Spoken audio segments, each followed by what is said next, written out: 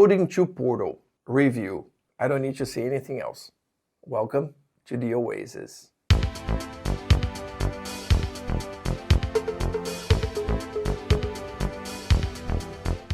First of all, if you haven't seen the first impressions video of this device yet, I recommend you watch it on the card I left here and also in the video description. And the unboxing is nothing special. Box, handheld, cable, interface card. The unboxing might not be special, but the device, I'm not going to bore you with the specs. There are 3 different models, Base, Pro, and Max. The one I have here is the Pro, and this is what it matters. Snapdragon 8 Gen 2, 812 or 16 gigabytes of RAM, 128, 512 gigs or 1 terabyte of storage. A badass 1080p AMOLED screen, colossal 8000 mAh battery, thumbsticks and triggers with Hall sensors. Besides that, it has video out via USB-C, fast charging, vibration, Bluetooth, Wi-Fi 7, and beautiful RGB lights for you to use during Christmas time. Oh, and it runs Android 13. I'll tell you right now, the base version of this device is enough for you to run everything you want without problems. More RAM in emulation won't make that much difference. Maybe it will help a little in some Switch games. It will make more impact in native Android games, or if you want to follow the trend of playing PC games with GameHub or Winglater. I got the Pro version mainly because of the internal storage, and if you stay until the end of the video, you'll see that's enough to play everything. And yes, it has the same specs of a lot of smartphones out there, except for the Christmas light, but those lights alone are worth the price. And yes, you can simply attach a controller to your cell phone and do the same things you do here. But we've talked many times here on the channel about the benefits of having a dedicated device, and this is something that varies from person to person. So if you're one of those people who go into the comments and say, my cell phone with a controller does the same thing, or I put the chip controller on my Samsung A52 and played in my urologist's waiting room. If you're one of those people, do me a favor, go pound sand. Just stop the video here and find another one on how to turn your cell phone into a portable console. That's probably more your style. But for those who are still here and appreciate a good handheld, those people who left are really lame. Just kidding, folks. It's a matter of choice. I myself used my cell phone as a handheld for a long time, and I was so wrong. If you have a cell phone with a controller and a console like this one, playing like this, but being able to play like this, it's like using a fork to eat soup, right? But let's get to what matters. Besides all the buttons you expect on a premium device, we also have a back button and a home button on the front. On top, the power button, volume buttons, and an air exhaust vent. On the bottom, the USB-C port, headphone jack, and a memory card slot. I've already put a 512 gigabytes card to show that I'm not messing around. I'm gonna fill the card and internal memory to the brim with so many games that deep down, I know I'll never play. And on the back, we have 2 additional mappable buttons and the air intake vent. With this powerful chip, this device needs active cooling. The controls on this Odin 2 Portal are top-notch. This D-pad is awesome, and we've seen it in other Retroid and AYN devices, and it needs no further comment. It's super smooth with great rotation. It's perfect for fighting games and, to be honest, for any other game. It performed really well in my tests, and false diagonals are a thing of the past. The same goes for the thumbsticks. These use drift-proof Hall sensors. They're smooth with great rotation and range. They're not quite as good as the full-size ones like on the Steam Deck, but they still perform very well for a handheld this size. And of course, we couldn't miss the RGB lights around them that have become a trend. And these you can adjust in the Android quick menu. Absolutely no complaints about the sticks. They came well calibrated and worked very well with xCloud. Now the face buttons are super simple, nothing special about them. They're very similar to what we have on the Retroid Pocket 5, but here they're bigger. I prefer the ones they used on the Odin 2. Not because, like the Retroid Pocket 5, they are smaller, but because they have more rounded edges. On the Portal, they have a straight surface. They're very basic, but very responsive, and with medium travel. And man, they are noisy. Now, these shoulder buttons are a blast. They're quite long with a large surface. The bumpers are smooth and have a relatively long travel for this type of button. It seems they are not clicky, that they use the same rubber membrane of the face buttons. Now, the triggers, as expected on a premium device, they are magnetic, pressure sensitive with Hall sensors, with a medium to long travel, which is good for a device this size. Look at these tips that stick out when you press them, all the way. It's a freaking hazard if you ask me. But they're perfect for racing games and streaming via xCloud or directly from your PC, Xbox or PS5. Just one detail that I think it's important to mention, testing their calibration, I noticed that my left one didn't reach the maximum, which is 1, unless I put a little more force to it. It stayed at 0.90, 0.91, but all I had to do was to go into Odin settings and click calibrate. It took seconds to get 100%. If you made it this far in the video, leave your like and take a chance on the channel subscribing. Much obliged. Well, with the price of the Odin 2 Portal, it's clear that we expect a premium device. Oh, and I left the link in the description, by the way. And that's exactly what we have here. A handheld with a first-class, high-quality build. Beautiful glass front with a good oleophobic protection. It doesn't work miracles. You still see the KFC grease marks you ate at lunch, but it's better than I expected. I don't know if that's because the blue color I chose or if it would be different in black or white. The shell has perfect, super precise cuts with everything fitting perfectly. And let's face it, it's a super sexy device. When I took it out of the box, I was shocked by the size. It's much bigger than expected. That's what she said. Just look at it compared to the Retroid Pocket 5. Here with the PS Vita and a Nintendo 3DS XL. And here with a Steam Deck OLED. And for your reference, this is the weight compared to other handhelds. But the truth is that I've never worried about the weight of a device. What matters to me is the comfort level when I'm playing it. Which leads me to talk about ergonomics. For me, it's one of the strong points of the Odin 2 Portal. Look at the Odin 2. It's a chunkier device, and because of that it fits better in your hand, which is great. But here you can see that the right analog is lower. It's more on the bottom of the device. And we can also see it's aligned with the face buttons. The same goes for the D-pad on the left side. Now, what AYN did on the Odin 2 Portal was something very simple, but super effective. They placed the controls in a V shape, with the D-pad and the right analog higher and closer to the screen. And that alone was enough to greatly improve the ergonomics. On the Odin 2, since the analog stick is slower, your thumb stays more bent than normal. For streaming and newer games, this is a problem for me. On the Odin 2 Portal, your thumb rests more naturally on the stick. I've been using this device constantly and I haven't had any hand paralysis whatsoever. Holding it normally, your middle fingers rests exactly on the additional rear buttons. Kudos to AYN, because I think they nailed the ergonomics. I still think the Odin 2 has a better grip because it fills your hands more, but the button layout leaves a little to be desired. If you want a grip closer to the Odin 2, AYN released a grip for the Odin 2 Portal, but unfortunately I didn't buy it. But what I've seen in the community and on the forums, it improves the grip even more, which I already think it's great. Now let's talk about one of the biggest attractions of this portable console, the screen. It's beautiful, AMOLED, 1080p, with 120Hz refresh rate and 7 inches of pure pleasure.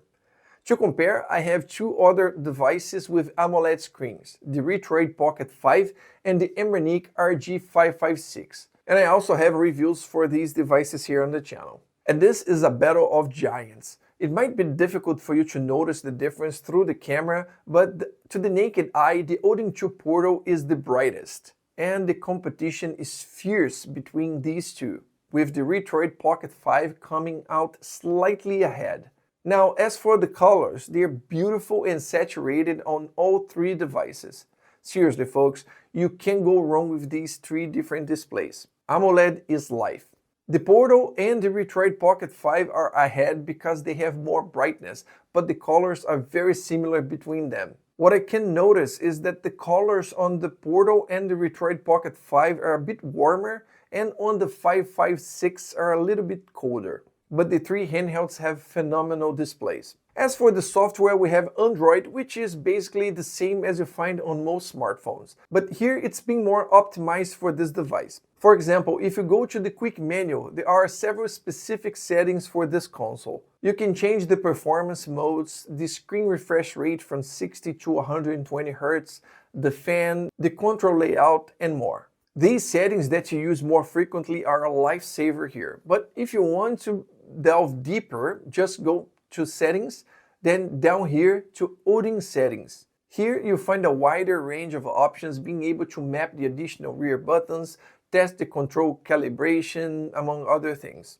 But as I said in the first impressions video, it doesn't come with games, and it's up to you to put your own games here. This can be a bit challenging for those who have never done it or have never configured an emulator, but it's not rocket science. There's plenty of tutorials on YouTube how to do that. These videos will help you to configure everything from scratch if you've never done it before. Now, once configured, this device is amazing. I'm using Emulation Station, which is a cool front end that makes it look more like a gaming handheld. But let's see in practice what this machine is capable of. Since this portable console has Android as its operating system, you have access to the entire game library of this OS. And I think most people underestimate the games we have available on it.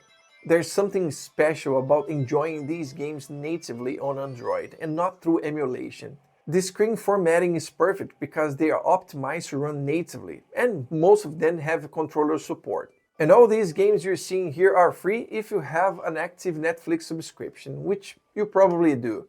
And you can be sure that all 8, 16, 32-bit arcade systems look beautiful on this screen. It gives new life to these pixels that seem to jump out of it. It's a new way to enjoy these classics. Nintendo 64, PlayStation, Sega Saturn, and Dreamcast are a dream to play here. And you can crank up the resolution as much as you want because this device can handle without even breaking a sweat.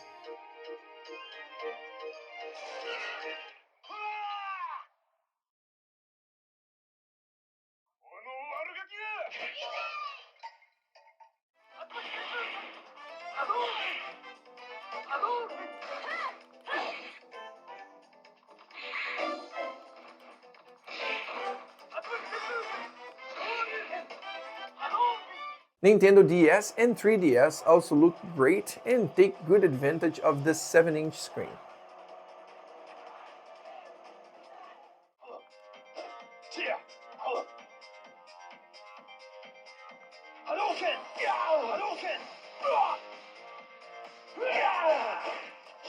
PSP, beautiful, and it's perfect system for this display because it's widescreen.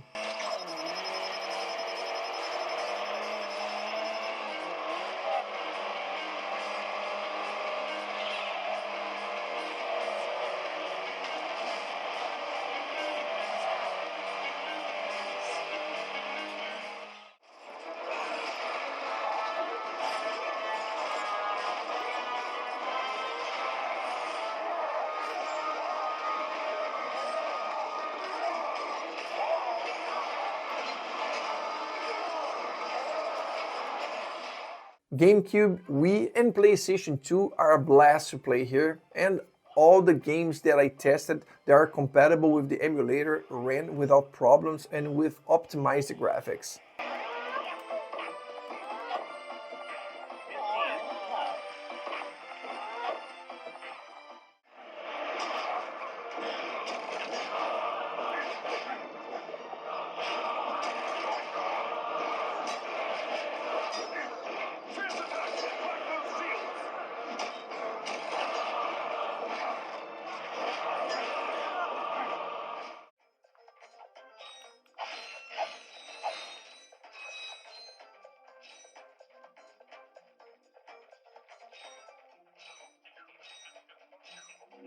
You can interrupt help desk messages by pressing the triangle button.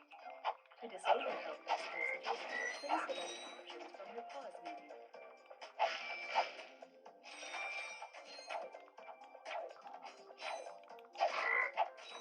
You'll also be able to play several PS Vita and Wii U games here, with emphasis on the colorful Nintendo titles, where the colors vibrate on this display.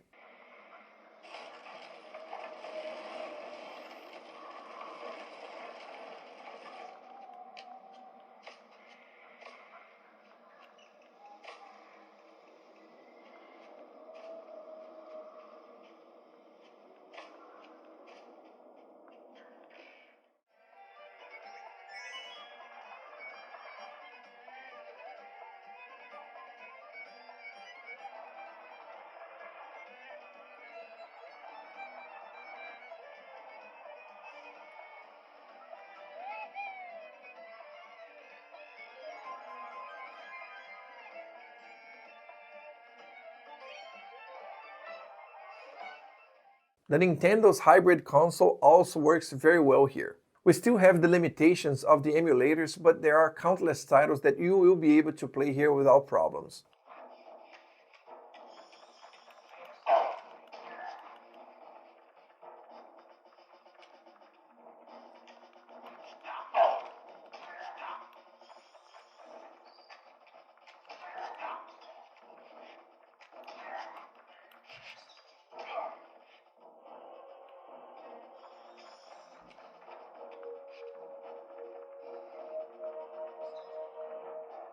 PlayStation 5 is the latest trend with the RPCSX emulator that was recently released. It's an application that's still in its infancy, but it's clearly quite capable.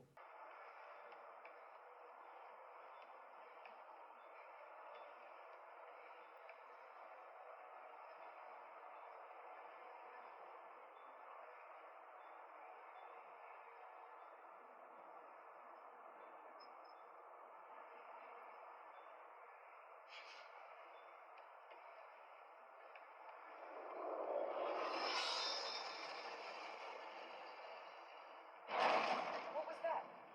A ghost? It won't be easy to get used to all this stuff. This place seems to be full of curious phenomena. I've no idea where to start. I only know that the legendary treasure is sure to be hidden somewhere on this island.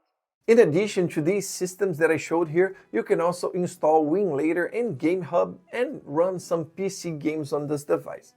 But as I said in the first impressions video, the Odin 2 Portal has the potential to be many people's definitive console. It has plenty of power to run practically everything you want, a large and fantastic AMOLED screen, responsive controls, great ergonomics, and a battery that lasts forever. It depends on what you play, of course. To give you an idea, I charged, unplugged the cable, and forgot to turn it off. When I picked it up again to do the review almost 4 weeks later, it was still on with 5% battery. I think what I really wanted here was like full-size analog sticks, but they would definitely be disproportionate to the size of the Odin 2 Portal. So in a way, this handheld ends up being perfect just the way it is. And I say more, it became my favorite main handheld device for retro games, Android games, and for streaming with Game Pass. For everything else, I still use my Steam Deck OLED with dual boot. But tell me in the comments what you thought of this device and if you intend to buy one. And if you have some extra time, check out this video here. But before like, subscribe and follow us.